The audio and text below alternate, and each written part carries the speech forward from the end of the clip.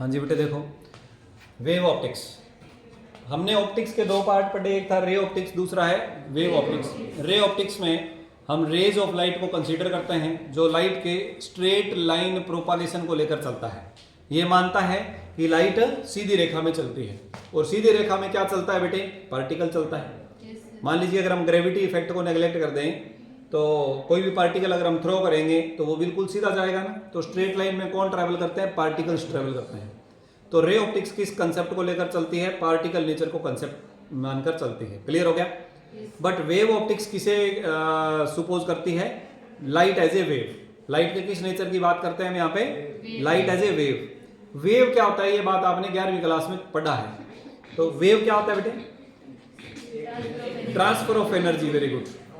Transfer of energy from one place to another place, वो आपके पास wave है। यानी ये एक प्रकार से किसी मीडियम में डिस्टर्बेंस है।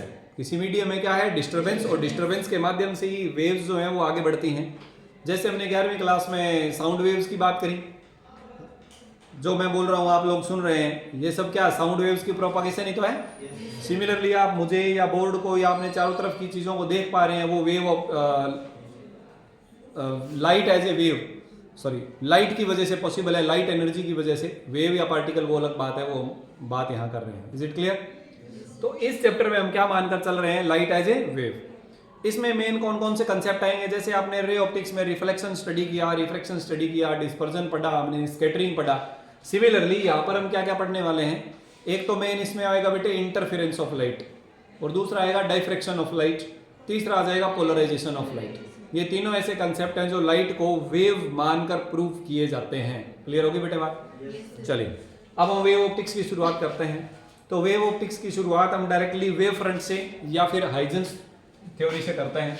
तो हाइजेंस प्रिंसिपल क्या कहता है, साथ ही में वेव फ्रंट की बात भी हो जाएगी। हाइजेंस वेव थ्योरी क्या है? Huygens is the name of a scientist, और इन्होंने क्या कहा? इन्होंने कहा कि जो लाइट है ना वो एक वेव है। लाइट क्या है? एक वेव है, यानी एक एनर्जी है जो एक मीडियम में एक जगह से दूसरी जगह जाती है वेव के माध्यम से। इन्होंने कहा कि लाइट जो आगे ट्रेवल कर रही है ना, हम बोलते हैं कि भाई लाइट सन से हमारे तक आ गई, या लाइट किसी भी सोर्स से निकल के कहीं दूसरी जगह जा रही है। हाइजेन के कहने के हिसाब से लाइट वेव फ्रंट के रूप में आगे बढ़ती है। कहने का मतलब मैं एक ही सेंटेंस को दो बार इस प्रकार से बोल सकता हूं कि लाइट आगे जा रही है, दूसरा लाइट की जगह वेव फ्रंट आगे जा रहा है, तो दोनों एक ही बात है। क्लियर होगी बात बेटे? अब वेव फ्रंट क्या चीज है वो हाइजेन ने हमें क्या बताया? हाइजेन ने यह कहा कि मान लीजिए हमारे पास कोई सोर्स ऑफ लाइट है, ये हमने कोई एक पॉइंट सोर्स ले लिया लाइट का। क्या ले लिया बेटे? पॉइंट सोर्स ले लिया। अब हम इससे कुछ डिस्टेंस r डिस्टेंस के ऊपर यहाँ कोई पॉइंट लिया। ये जो पॉइंट है, यहां पर जो इलेक्ट्रिक फील्ड की टाइम के साथ जो वेरिएशन आएगा, लाइट एक इलेक्ट्रोमैग्नेटिक वेव है, ये बात हमको पता है। E is equal to E naught sine omega t plus minus k x. इस इक्वेशन को हम ऑलरेडी यूनिट 5 में ईएम वेव्स में पढ़ चुके हैं। तो इसका मतलब इलेक्ट्रिक फील्ड वेक्टर और मैग्नेटिक फील्ड वेक्टर टाइम के साथ साथ चेंज करते हैं अपनी वैल्यूज को। तो कोई भी जो पार्टिकल है अगर वो सेम फेज में वाइब्रेट कर रहा है, किस में वाइब्रेट कर रहा है बेटे? सेम फेज में वाइब्रेट कर रहा है, तो ऐसे सभी पॉइंट्स को अगर हम मिला दें, ऐसे सभी पॉइंट्स को हम मिला दें, तो ये क्या बन जाएगा बेटे? वेव फ्रंट बन जाएगा। ये क्या बन जाएगा? वेव फ्रंट बन जाएगा। तो वेव फ्रंट हमारे पास क्या है बेटे? A locus of all those points which are vibrating in the same phase. किसी मीडियम के वो सारे पॉइंट्स जो सेम फेज में वाइब्रेट कर रहे हैं, उन्हें अगर हम मिला दें तो जो भी सरफेस बनेगी उसे हम वेव फ्रंट बोलेंगे। तो पॉइंट सोर्स के केस में हमारे पास वेव फ्रंट कैसा बनेगा बेटे? स्फेरिकल वेव फ्रंट बनेगा। तो कैसा वेव फ्रंट बना हमारे पास? Spherical wave front. अगर हम एक लीनियर सोर्स ले लें, क्या ले लें बेटे? Linear source. लीनियर सोर्स जैसे कि मान लीजिए हमने एक बड़ी सी शीट ली, कागज की शीट ले लिया, उसमें एक पतला सा, सपोज करो 1 मिलीमीटर साइज का, हमने बीच में से उसको ऐसे लंबाई के अंदर फाड़ लें कागज को। तो उसमें से अगर हम लाइट क्रॉस करवाए, पीछे एक लाइट सोर्स जनरेट कर दें, तो आगे की साइड में जो वेव फ्रंट ट्रेवल करेंगे वो कैसी शेप में ट्रेवल करेंगे बेटे? सिलेंड्रिकल शेप में ट्रेवल करेंगे। तो ये आपके पास क्या बन जाएगा? Cylindrical wave front. क्या बन जाएगा बेटे? इसका एक सिंपल सा एग्जांपल आप ये मान सकते हैं, जैसे हमारे पास ये जो ट्यूब लाइट है, अगर इस प्रकार का हम लाइट सोर्स ले लें लंबाई में, तो इसके चारों तरफ कैसा वेव फ्रंट होना चाहिए? सिलेंड्रिकल वेव फ्रंट होना चाहिए। क्लियर होगी बेटा बात? तो ये हो गया। और अगर इसका एक छोटा पोर्शन हम कंसीडर करें किसी भी जगह के ऊपर, तो वो छोटा पोर्शन क्या होना चाहिए बेटे? एक प्लेन वेव फ्रंट होना चाहिए। क्या होना चाहिए? Plane wave front. तो मुझे आप बताएं कि 3 टाइप के वेव फ्रंट किस किस टाइप के सोर्सेज से जनरेट किए जा सकते हैं। सबसे पहले बताओ स्फेरिकल वेव फ्रंट कैसे सोर्स से जनरेट किया जाएगा? कोमल आप बताओ, स्फेरिकल वेव फ्रंट जो है वो किस प्रकार के लाइट सोर्स से जनरेट किया जाएगा? पॉइंट सोर्स से। कैसे सोर्स से? यानी लाइट सोर्स अगर हमारे पास एक पॉइंट साइज हो तो उसके द्वारा जो वेव फ्रंट बनेगा वो कैसा वेव फ्रंट बनेगा? स्फेरिकल वेव फ्रंट बनेगा। अगर हमारे पास लीनियर सोर्स हो यानी लंबाई में अगर लाइट का सोर्स हो तो कैसा वेव फ्रंट बनेगा? सिलेंड्रिकल वेव फ्रंट बनेगा। और अगर स्फेरिकल और सिलेंड्रिकल वेव फ्रंट का किसी एक दूरी के ऊपर एक छोटा पोर्शन हम सपोज कर लें तो वो कैसा वेव फ्रंट होगा बेटे? वो एक प्लेन वेव फ्रंट होगा। यहां तक कोई दिक्कत है? तो हाइजन ने क्या कहा कि लाइट ट्रेवल करती है वेव फ्रंट के रूप में, और वेव फ्रंट किसे कहते हैं? Locus of all those points in a medium which are vibrating in same phase, उसे इन्होंने वेव फ्रंट कहा। और दूसरा इन्होंने क्या कहा अपनी थ्योरी में?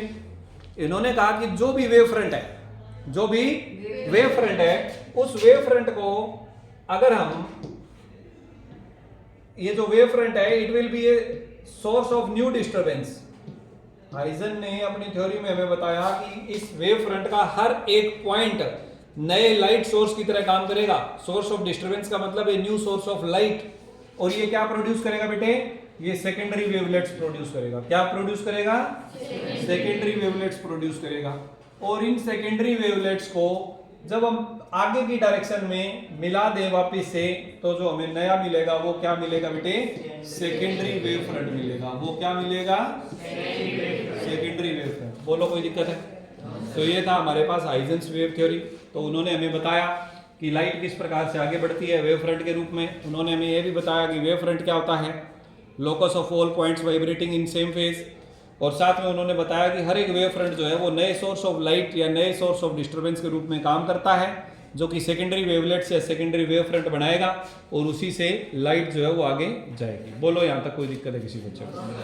ठीक है बेटे, आगे बढ़े। कोई दिक्कत तो नहीं हो रही?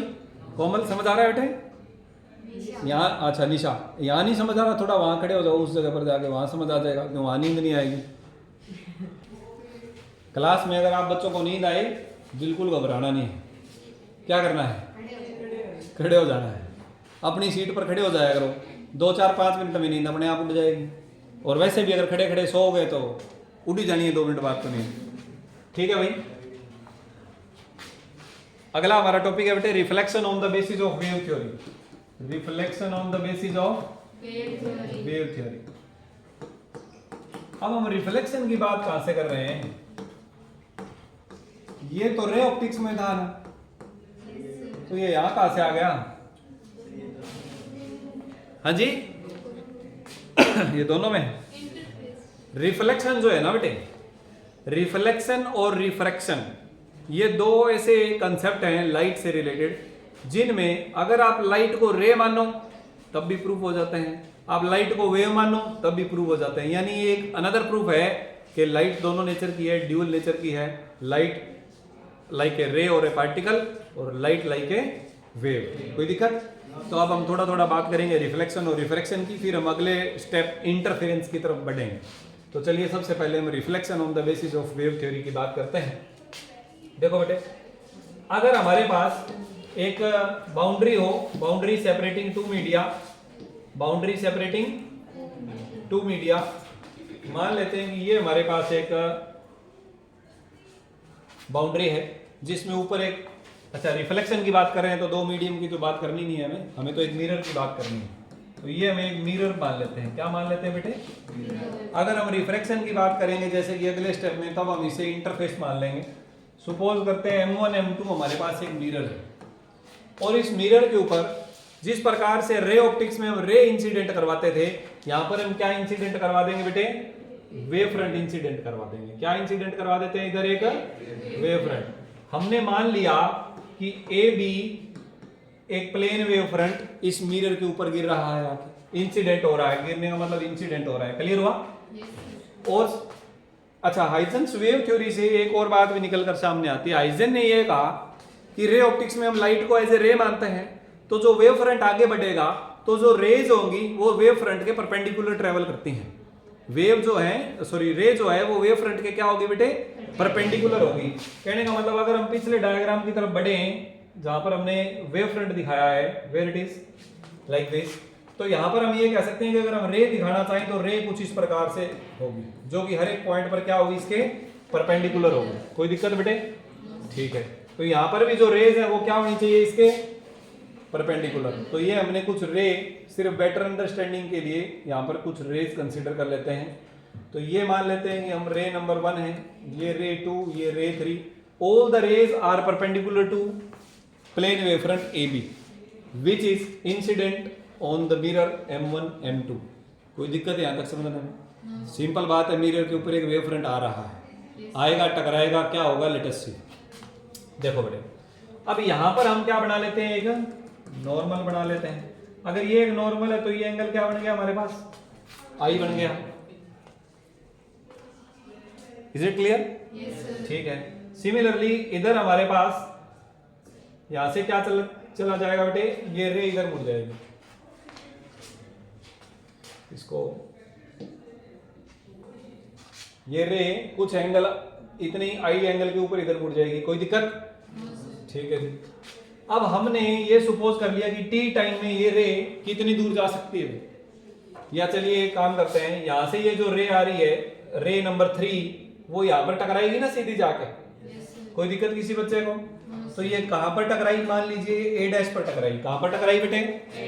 तो BA डैश बराबर क्या होगा, what will be BA dash? BA dash will be CT, C speed of light, T time. Light को B से लेकर A डैश तक पहुंचने में टाइम लगा T, टाइम को अगर हम स्पीड से मल्टीप्लाई करते हैं डिस्टेंस आ जाता है। तो BA डैश बराबर कितना होगा बेटे, CT।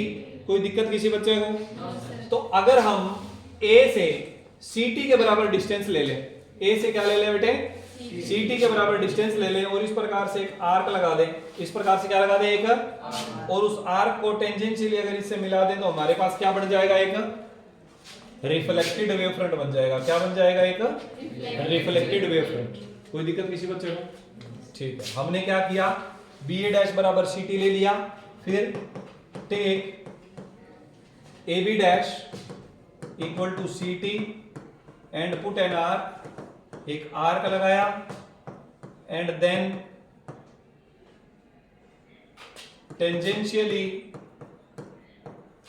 Draw A dash B dash which is reflected wave front। इसे हमने क्या बोल दिया बेटे, रिफ्लेक्टेड वेव फ्रंट बोल दिया। ठीक है जी। और सिमिलरली इसी प्रकार हमारे पास जो रे 2 है वो यहाँ आएगी और फिर यहाँ से टकरा के इधर चली जाएगी। Any doubt to anybody? और ये जो रे 3 है ये हमारे पास इधर आ जाएगी, ये रे 2, ये थोड़ा सा, हाँ जी बेटे। कोई प्रॉब्लम किसी बच्चे को? तो ये रेज हमने 1, 2 और 3 ले लिया। 1 से ये रे बन गया 1 डैश, 2 से ये रे बन गया 2 डैश, 3 से ये रे बन गई 3 डैश। ए भी हमारे पास है incident wave front, A dash B dash क्या है हमारे पास, रिफ्लेक्टेड वेव फ्रंट। क्या है बेटे, रिफ्लेक्टेड वेव फ्रंट। तो A B incident wave front, A dash B dash reflected wave front. अब अगर हम जो laws of reflection I is equal to R और दूसरा लॉ जो हमने पढ़ा है, अगर वो यहाँ प्रूव कर दें, क्या इससे ये बात प्रूव हो जाएगी कि लाइट को वेव मानने से भी रिफ्लेक्शन ओबे हो रहा है? नहीं बात समझ रहा? लाइट का रिफ्लेक्शन पढ़ चुके हैं ना? रिफ्लेक्शन में हमने angle I is equal to angle R पढ़ा है कि नहीं पढ़ा? और ये भी पढ़ा है ना कि incident ray, reflected ray and normal all should lie in same plane. अगर ये दोनों बातें यहाँ से हम प्रूव कर दें, साबित कर दें, तो क्या ये बात साबित हो जाएगी कि वेव ऑप्टिक्स से भी रिफ्लेक्शन प्रूव हो जाता है? बस ये हमें प्रूव करना है। तो सबसे पहले हमें I is equal to R prove करना है। तो इस डायग्राम में ध्यान दो बेटे, अगर ये एंगल I है तो ये एंगल कितना होगा बेटे, 90 माइनस I। क्यों? क्योंकि रे जो है वो वेव फ्रंट के साथ 90 डिग्री का एंगल बनाती है। तो ये I हुआ तो ये क्या हुआ, 90 माइनस I। और ये अगर 90 माइनस I हुआ तो ये कितना हुआ, आई, क्योंकि ये पूरा एंगल भी तो 90 है। कोई दिक्कत किसी बच्चे को? पक्की बात है? ठीक है बेटे। अब मुझे एक बात बताओ, यहाँ पर अगर हम एक नॉर्मल ड्रॉ कर लें, यहाँ हमने एक नॉर्मल ड्रॉ कर लिया, तो ये एंगल कितना है बेटे? आर। अगर ये एंगल हमारे पास आर है तो ये एंगल कितना होगा बेटे? 90 माइनस आर। और अगर ये 90 माइनस आर है तो हमारे पास ये एंगल कितना होगा बेटे? क्लियर हो गया? अब देखो दो ट्रायंगल बन रही है हमारे पास, कौन सी? ए बी ए डैश और A B dash A dash, दो ट्रायंगल बन गई। इन दोनों ट्रायंगल में ए डैश कॉमन साइड है क्या? In triangles A B A dash and triangle A B dash A dash, ये नीचे वाली साइड कौन सी है बेटे? ए डैश बराबर ए डैश, ये क्या आ गया हमारे पास? Common side. तो कॉमन साइड है दोनों ट्रायंगल में, तो वो तो बराबर हो गई ऑटोमेटिकली। Okay fine. अब मुझे एक बात बताओ बेटे, क्या ये वाला एंगल कितने डिग्री का है? ये वाला एंगल 90 और ये वाला एंगल कितना है? 90 डिग्री। तो ये दोनों 90 डिग्री के हो गए। इस एंगल को क्या बोल दूं? A B A dash. तो angle A B A dash किसके बराबर है बेटे? Angle A B dash A dash, angle A B dash A dash. इसमें कोई समझने में प्रॉब्लम है बेटे? देखो एक साइड तो कॉमन आ गई और एक ये एंगल दोनों ट्रायंगल्स में क्या आ गया? सेम आ गया 90 डिग्री का। हाँ जी। और बताओ। अच्छा, बी ए डैश कितना था? सीटी। और ए बी डैश भी कितना था? सीटी। तो हमारे पास बी ए डैश किसके बराबर है? बी ए डैश और दूसरा कौन है? B A dash and A B dash, ये दोनों बराबर हैं। और दोनों किसके बराबर हैं? सी इंटू टी के। अब ध्यान देना बेटे, दो तो साइड बराबर है और एक एंगल बराबर है, तो साइड एंगल साइड वाले फार्मूले से कि ये दोनों ट्रायंगल क्या हो गई? कॉन्ग्रुएंट। तो triangle A B A dash is congruent to triangle A B dash A dash. कौन सा रूल लगा बेटे? Side angle side rule. कोई दिक्कत किसी बच्चे को? अगर कॉन्ग्रुएंट ट्रायंगल है तो क्या इनकी बाकी साइड्स और बाकी एंगल्स भी बराबर होने चाहिए?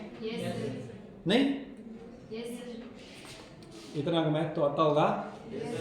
दो कॉन्ग्रुएंट ट्रायंगल्स का क्या मतलब है बेटे? उसकी सभी साइड्स बराबर हैं। एक ट्रायंगल की तीन साइड दूसरी ट्रायंगल की तीनों साइड से बराबर है, और तीनों एंगल दूसरी ट्रायंगल के तीनों एंगल के बराबर है। यही तो मीनिंग निकलता है ना। तो इसका मतलब इन दोनों ट्रायंगल में ये एंगल आई और ये एंगल आर, ये भी बराबर होने चाहिए ना। तो सो या this implies angle I is equal to angle R. ये क्या प्रूव हो गया? First law of reflection. क्या प्रूव हो गया बेटे? बोलो, यहां तक कोई दिक्कत है क्या? एक लॉ प्रूव हो गया। क्या प्रूव करना है अब? दूसरा लॉ क्या था बेटे? Incident ray, reflected ray and normal all should lie in same plane. जिसे समझ आ रहा है? शाबाश। देखो बेटे ध्यान से, अब अगर हम इस बोर्ड को एक्स वाई प्लेन में मान लें, किस प्लेन में मान लें? ये मान लेते हैं हम एक्स एक्सिस, ऊपर की तरफ मान लेते हैं वाई एक्सिस, कोई प्रॉब्लम? और हमारी तरफ इधर आ गया जेड एक्सिस। क्या आ गया हमारी तरफ? Z axis. ओके। अब ये वेव फ्रंट जो है वो तो एक प्लेन होगा ना बेटे। ये जो ए बी है वेव फ्रंट, ये तो ऐसे होगा ना, एक शीट मान लो जैसे। अरे भैया प्लेन वेव फ्रंट ऐसा ही तो दिखना चाहिए ना। तो ये प्लेन वेव फ्रंट हो गया ए बी। तो बताओ क्या ये एक्स वाई प्लेन में है? कुछ भी बुलवा लो तुम लोगों से, एक्स वाई प्लेन बोर्ड पर है बेटे। ये अगर ऐसे होता तब होता एक्स वाई प्लेन। हाँ या ना बोलो? प्लेन तो पता है ना किसे कहते हैं? जिसमें दो डायमेंशन हो, एक्स वाई या वाई जेड या एक्स जेड। हमने बोर्ड को मान लिया बेटे कि इधर से इधर एक्स है और इधर से ऊपर की तरफ वाई है और इधर से हमारी तरफ जेड है। क्लियर होगी ना बात है? तो ये जो शीट अगर मैं ऐसे रखूं तो ये क्या बन जाएगा? एक्स वाई बन जाएगा। लेकिन मैंने ऐसे नहीं रखा, मैंने इसको ऐसे कर दिया 90 डिग्री पर, तो ये एक्स वाई में है क्या? तो मुझे बताओ क्या ये ए बी एक्स वाई में है क्या? नहीं, ए बी एक्स वाई में नहीं है। तो क्या है? एक्स वाई के परपेंडिकुलर है। एक्स वाई के क्या है? इतनी बात क्लियर? मुझे बताओ क्या ए डैश बी डैश भी एक्स वाई के परपेंडिकुलर है?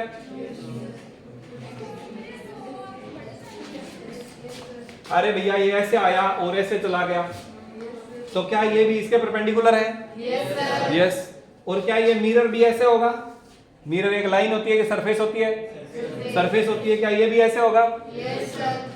इसका मतलब incident wave front, reflected wave front and mirror, they all are perpendicular to x Y plane.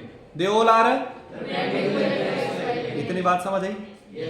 अब अगली बात समझ लो ध्यान से। क्या ये रे 1 2 3 इस ए बी के परपेंडिकुलर है? रे जो तीनों है वो इंसिडेंट वेव फ्रंट के परपेंडिकुलर है कि नहीं है? यस। और जो एक्स वाई प्लेन है वो भी इसके परपेंडिकुलर है। इसका मतलब रे 1 2 और 3 कौन से प्लेन में है? एक्स वाई प्लेन में है। कौन से प्लेन में है? क्यों? क्योंकि ये जो वेव फ्रंट है ना ए बी, इसे हमने ए बी कह रखा है। ये जो ए बी वेव फ्रंट है ये भी तो एक्स वाई के परपेंडिकुलर है, और ये 1 2 3 भी इसके परपेंडिकुलर है। तो वो 1 2 3 किस में होगी? एक्स वाई में होगी। क्लियर होगी बेटे बात? ये भी एक्स वाई के परपेंडिकुलर है, और 1 डैश 2 डैश 3 डैश भी इसके परपेंडिकुलर है। तो ऑटोमेटिकली ये किस में होगी? एक्स वाई प्लेन में होगी। ये किस में है? Perpendicular to x Y plane. और ये जो नॉर्मल बना रखा है वो इसके परपेंडिकुलर है कि नहीं है? तो वो नॉर्मल भी किस में हो गया? X Y plane. तो क्या incident ray, reflected ray and normal सारे एक्स वाई प्लेन में है? क्या फिर वो सारे एक ही प्लेन में है? क्या दूसरा लॉ प्रूव हो गया? तो दूसरा लॉ प्रूव तो हो गया। इसे लिखना कैसे? आपके नोट्स में लिख रखा है, मैं बता देता हूं, ध्यान से सुनो। इसके लिए हमें एक छोटा सा डायग्राम साइड में और शो करना पड़ेगा। हम इसे x बोल देंगे, इसे y बोल देंगे और इसे z बोल देंगे। As we considered the reference system shown in diagram, जैसा कि हमने x y z डायग्राम के हिसाब से मान रखा है, plane incident wave front A B, reflected wave front a dash b dash and mirror m1 m2, they all are perpendicular to x Y plane. वो सारे किसके परपेंडिकुलर हैं? And incident ray is perpendicular to A B, reflected ray is perpendicular to a dash b dash and normal is perpendicular to mirror, so they all lie in xy plane। इसलिए वो सारे के सारे किस में आ गए बेटे? so they are in same plane। this is second law of reflection। this is second law of reflection। बताओ समझ आ रहा है कि नहीं आ रहा? इससे क्या प्रूव होता है? दोनों लॉ प्रूव हो गए। इससे ये प्रूव होता है कि रिफ्लेक्शन भी वेव ऑप्टिक्स के प्रिंसिपल्स को कंसीडर करता है, या लाइट को एक वेव मान ले तब भी रिफ्लेक्शन प्रूव किया जा सकता है। से यस और नो? तो इसमें लाइन कैसे लिखेंगे? So reflection can be proved as by considering light as a wave. By considering light as a wave. कोई दिक्कत है यहां तक तो बोलो शाबाश।